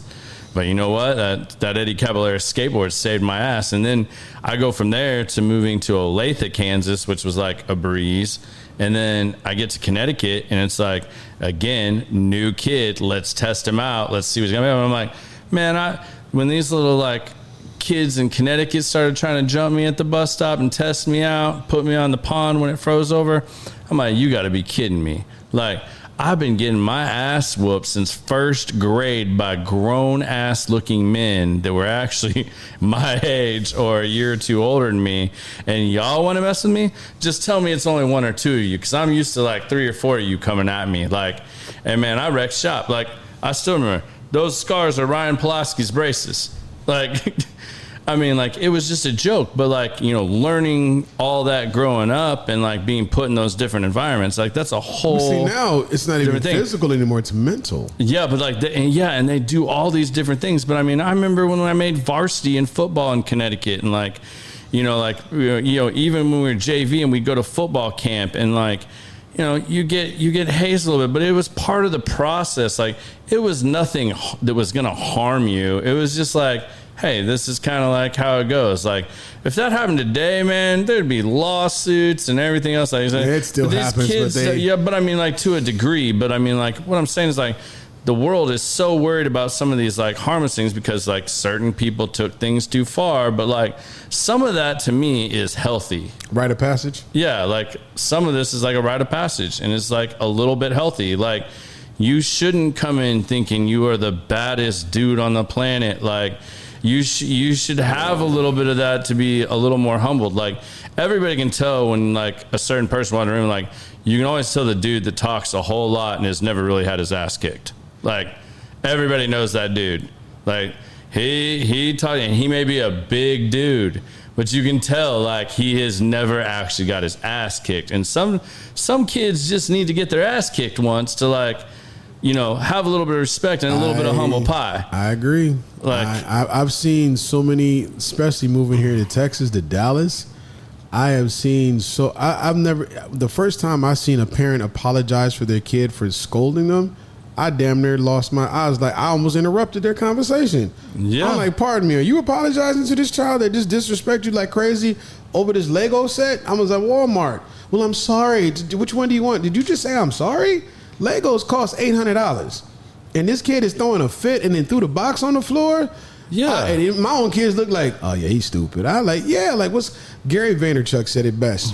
He says, parents, do not complain about your child being entitled because you created that monster. Yeah, that's for real. That's just straight. I cannot see. Well, if you did, like, man, oh my God, there was a high school in Omaha. Omaha West Side or something, Millard West, and we did foster care for many years, so I had a couple foster kids that went out there, and I drove out there to pick up one of the kids. First of all, when a little girl comes up to me, she's like, oh my God, your hair is curly. I'm like, yeah, it looks just like my poodle's. Can I touch it? I was like, no, I just want to, like, young lady, I will beat you up. Get the hell away from me. Don't touch my hair. What the fuck's wrong? Like, what's wrong with you? Like, what's going on? Like I've seen that on TV. I'm like, wait a minute. This is the 21st century. So you're trying to tell me the only black people you've seen is on television? It can't, but Omaha is so segregated like that. It is, I damn near believe I've never been to Omaha, so yeah. Yeah, but if you go to the student parking lot, it looks like the Star. Okay. You got 9th, 10th graders driving Lexuses. It looks like Plano. Yes. Yeah. And Mercedes and all that other stuff, like it's no big deal. They ride and jump out like it's no big deal. And if they were to cause a car accident, their parents would come and argue that it wasn't their child's fault. And then you wonder why when they don't get their way, I'm just going to be blunt, then they put on a freaking trench coat and go shoot up a mall to act the fool. When they don't, a lot of these kids, when they don't get their way, that's the way they know how to act out. Mm-hmm. And then, oh, he was a good kid, he was just a little disturbed. No, his ass was spoiled and ignored. Yeah. You're not paying attention. You're not seeing the signs. This has nothing to do with getting whooped with a belt. This just means pay attention to your child and make sure they understand that there are consequences to certain actions and you don't get everything you want. Yeah. Children are not being taught to earn anything. Nothing. My kids, hey, still to this day, my 14-year-old, I said, hey, that pair of Jordans and that bike you want, we're going to get it for your birthday. Came back off of our vacation, like, you didn't take out the trash the whole week we were gone? You ain't get nothing. Well, what about my birthday? I said, hey, happy birthday. You're a year older, but I ain't getting you nothing because you don't receive unless you do the work. Yeah, that kind of goes to this thing we've talked about a lot up here. I've had a lot of good conversations about this. Brandon and I have had a lot of conversations about this. I don't know if you and I have had this, but there's a lot of people, no matter what age group you want to talk about, that feel like participating means like that you're involved, like that you're adding value. You can participate and not add any value, but can you participate and add value? Like that goes across like many platforms of like business, friendship, everything. Like you got to teach them what like value adding is. You got to teach value adding, and like whether that's in your profession, friendships, relationships, whatever. I feel like right there with respect, that's the other thing that is really lost in some of these generations is like they think just because they participate that they're adding value. Like, no, you're not adding any value. Like, what did you do to like add any value to this? Like, yeah, I saw you participated. Like, I can participate and raise my hand. Did I add any value to this conversation or our friendship? No. Like, well, so in school, I wish they would, in my day, I think they're starting to get it now. I wish they would teach entrepreneurship should be a class course. For sure. You should be able to start a business. When I got my degree in photography, I already had a photo studio already. I just literally went to go get a degree in photography to understand lighting a little bit better. And I wanted a degree in something. So it was cool. But they taught us how to take, they taught you how to take pictures and do all this stuff. But there was no class curriculum on how to take that skill they taught you and what to do with it as far as a business. Yeah. I ended up teaching and putting together a 2-week course on business. Well, you already got a business. Help us out. Like, y'all don't teach this?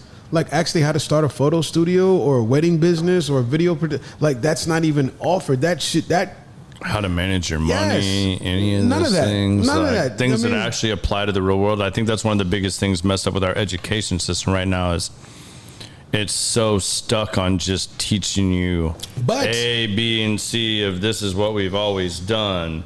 But, half of these things you don't ever use in real life. Like, if you were going to go down a certain path, okay, fine. But not saying you have to set every kid's path like China. Like they set the kid's path. Like that's what you're doing. That's what you're doing. This is your job. But okay, I think our education system needs to broaden a little bit and like teach real world shit. But you need to also manage expectation because when COVID hit and everybody literally, there's so many young people that said, man, screw this job. I quit. I'm about to be a YouTube star. Uh-huh. Everybody thought just because you sign up for YouTube. I'm a TikTok star. And boom, here we go. I'm going to be it. Like one thing I learned literally just recently because my kids are very, very, very talented football players. But that doesn't mean that you're going to make it to the NFL. Uh-huh. And if you think about it, somebody put this in perspective for me that blew my mind. I never thought about this. How many college athletes play football? Let's just say football. Okay. There's millions.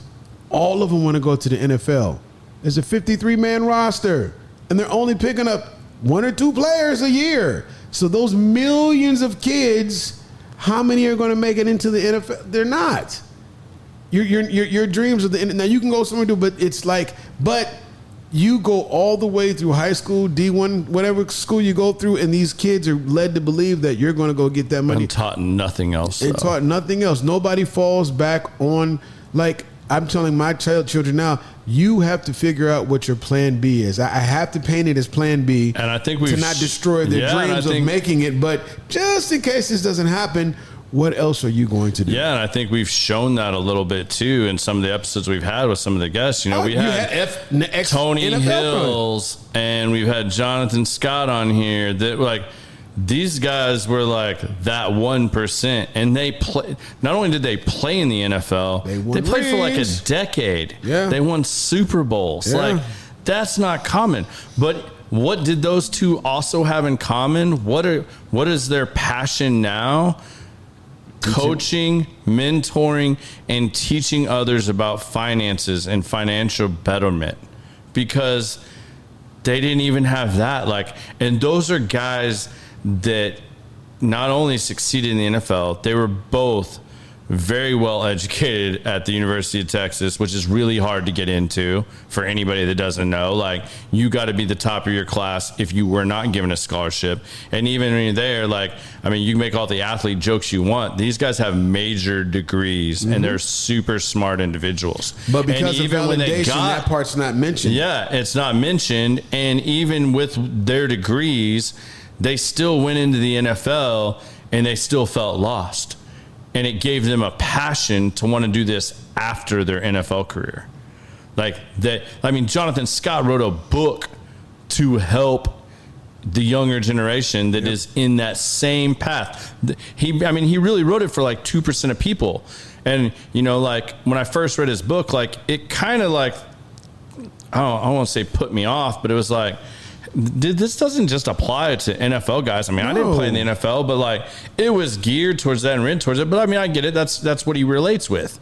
But at the same time, it was like, man, this applies to so many people. Like, I mean, like I didn't know, still don't know half of this stuff. Like, that's why I'm doing this. That's why I try to expand my knowledge and be around these people and like learn from them, because there's so much more I could be doing. There's so much more I want to do. The one thing I learned coming to the cigar lounge is that the one skill set that anybody, not just stoic men, anybody, is the power of shh. I teach my kids, shh. What's that, Dad? Shut up and listen. I've sat here and I've sat among million gazillionaires to the common guy that does the trash. And my wife used to get so sick of me coming home. Okay, what did you learn at the lounge today? From the Frakes, I learned about stock and oil. I've learned stuff from Doug about insurances. I sit with Jonathan, and me and Tony have been in contact ever since the podcast about finance. It's just sometimes you have to learn to be quiet and be that one in the room to just absorb. And when we go back to when we're talking about kids in society, everybody's trying to be. So the one lesson I learned with that, when I first got in the radio, I was the on-air personality. I was the biggest DJ in Omaha, DJing stuff, whatever, and I became the drive-home DJ, and that's how I got my job. I was so popular as a DJ when the competitor when I got on one radio station, the competing radio station, literally Cloak and Dagger, came over and be like, hey, psst, we want an urban radio station. We want you to head it up because you're the most popular dude in the city. I'm like, you normally have to have a degree, do internships, and all this other steps to get to program director. No, I went from drive jock to here's your own radio station. They gave me nothing. Here's a building. Here's the key. You go on air in 3 weeks. Go. I was like, you had to make it happen. But when I told my boss, who's my mentor and great friend, Eric, he was just like Eric Johnson. He's like, so are you ready to be not in front anymore? Are you ready to be behind the scenes? You won't get all the upfront accolades. You won't get all the attention. You won't get all the rah-rah. You're going to be the person in back now building the personalities like yourself to take your place. Can you handle that? And at first I was like, I had to think. I'm like, shit, I ain't going to be the man no more. I'm not going to be in front. But then he says, now you have to think about this. You are the person that creates those images. You are in charge of the sound, the feel, the look, everything of that radio station. You are responsible for that. You are the show, but they just don't see you. Yeah. But there's more power. Basically, he says you are now the puppeteer. You are the guy that produces and makes everything. If you can take your ego out of it and realize the power of being behind the scenes, you'll go far. And when he told me that, I said, bet. But now I was a competing station with him. He said, but we're still going to kick your ass in the ratings. And when he said that, he said it jokingly, but it was game on.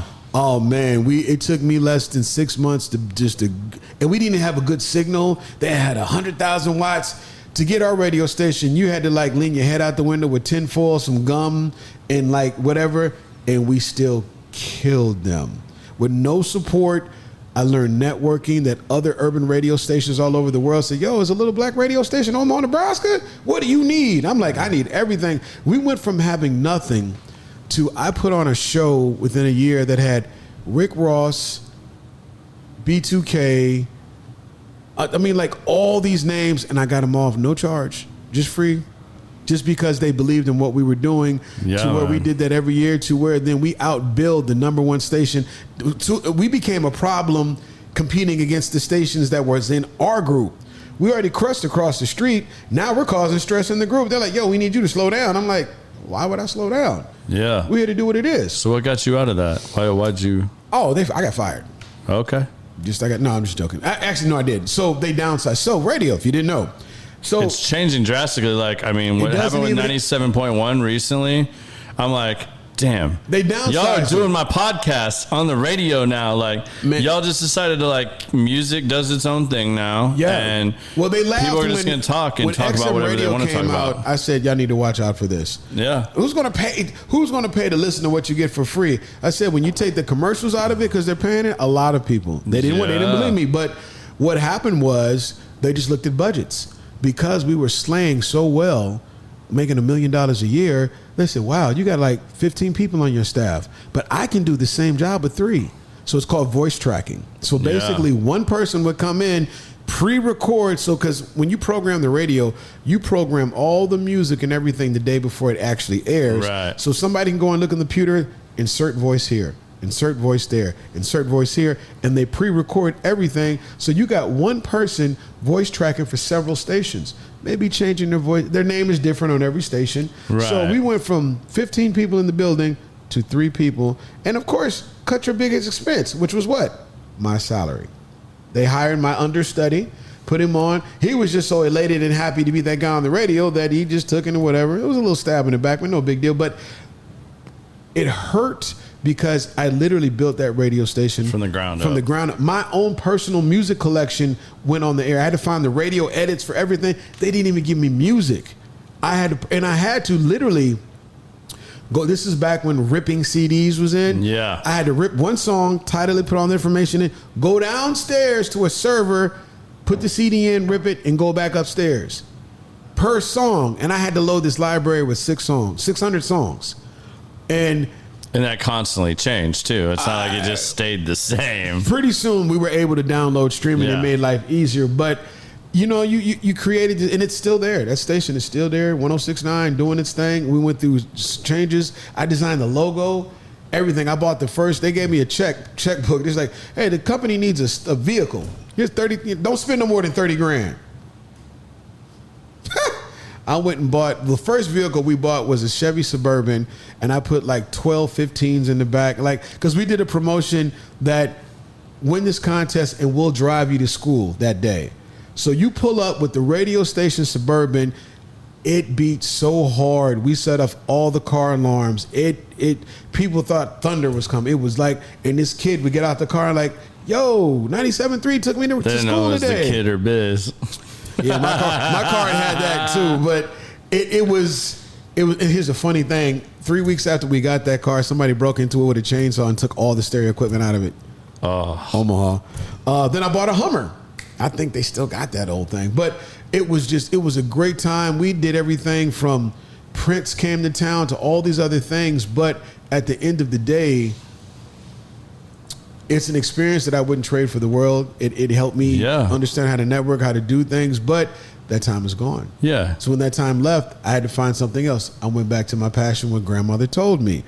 Learn how to play by yourself. What can you creatively do? And I was doing music videos for a lot of local artists. Yeah. Just on my spare time. And so I went to photography, went to go get a degree in photography to better learn lighting for my videos. All y'all that make fun of me about all these, like, saying I did glamour shots and stuff. Yeah, eat shit. Like, well, we sorry, did. My boy films. Biz is really good at it, and I got asked to do that for the lounge. So, I'm just making that little shout out for a couple of you. You know who you are.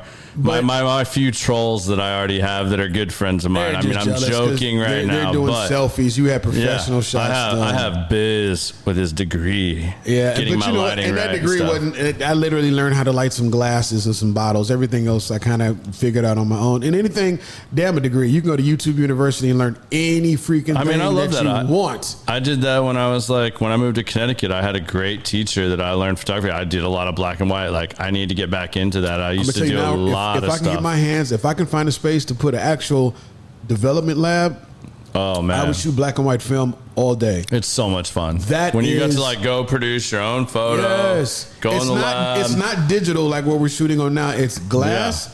Paper and light. Yeah. That's it. Everything else is on you to create. Yeah. And when you see black and white photography, people don't understand how much effort goes into it. And it's not like a digital thing where, I just try it again. You get 12 shots. No, yeah, exactly. That's it. There's a piece of artwork I'm trying to talk my wife into buying right now because it reminds me so much of a photo I took way back in the day and something I also painted back when I used to do that stuff.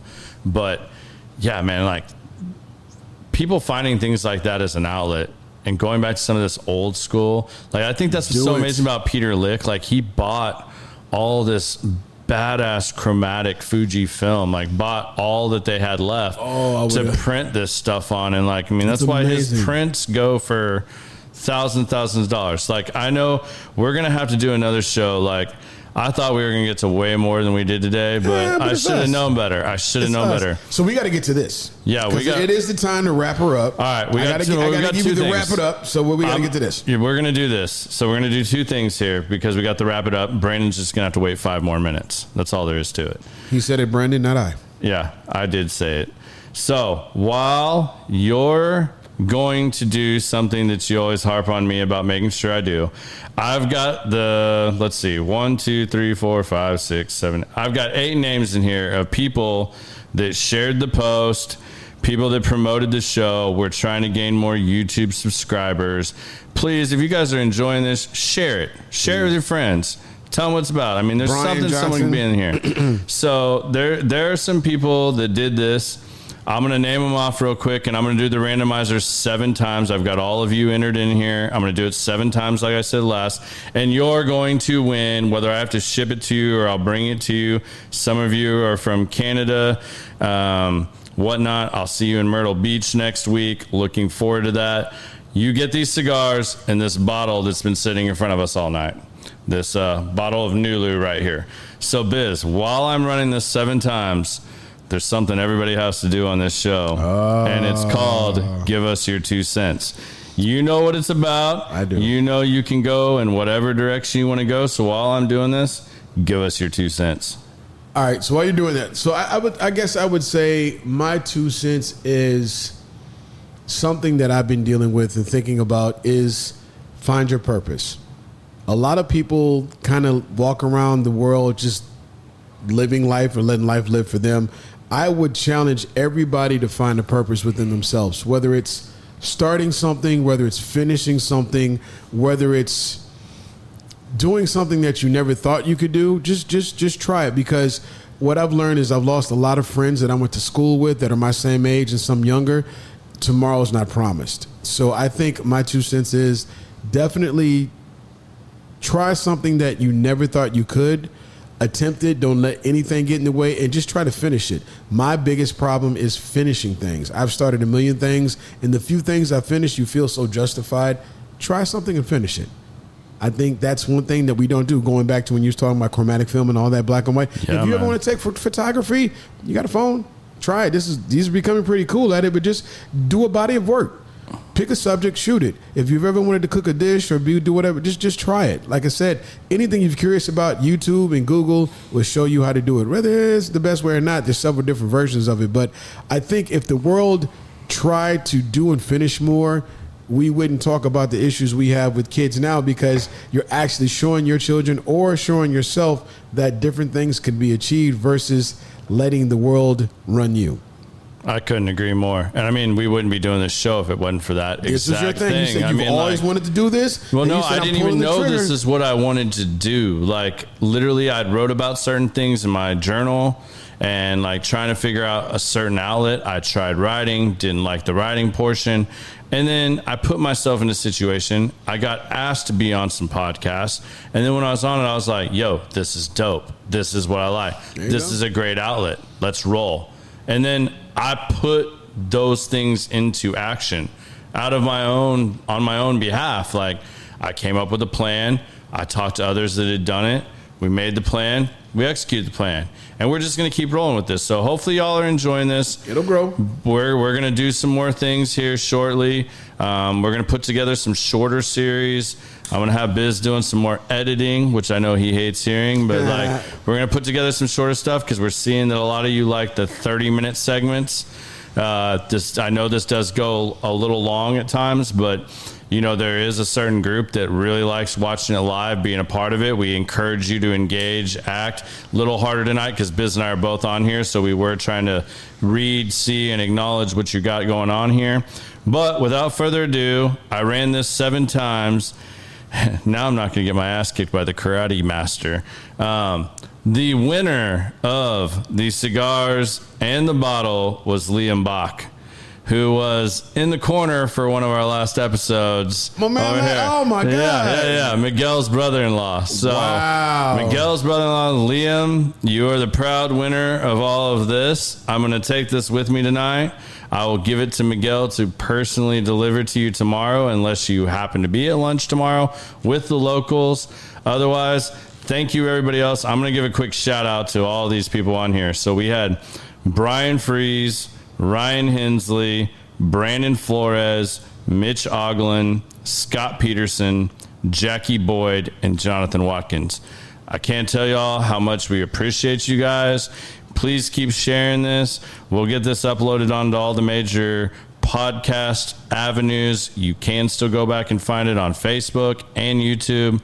But without further ado, Biz, thank you, brother. This is a blast, and we are going to do this again because shit, you and I could do this for hours. Well, I'll be behind the screen after this one, but every once in a while I'll just he'll still have a mic in front of him, y'all. Exactly. Like, that's not changing. We're gonna have Biz a little more involved because I like what Biz adds to this, and I hope you guys do too. Until next time, next week we'll be live from Myrtle Beach. I will be trying to make that happen for y'all while I'm out in Myrtle Beach. We'll see how it goes. It'll be a shorter episode, but it should be really good. We're gonna have my buddy Andy Stewart on. And after that, we are coming at you hot with the Licarish Brothers from Iron Root on the 25th, I believe. So y'all enjoy. Thanks for joining us. Y'all have a good day.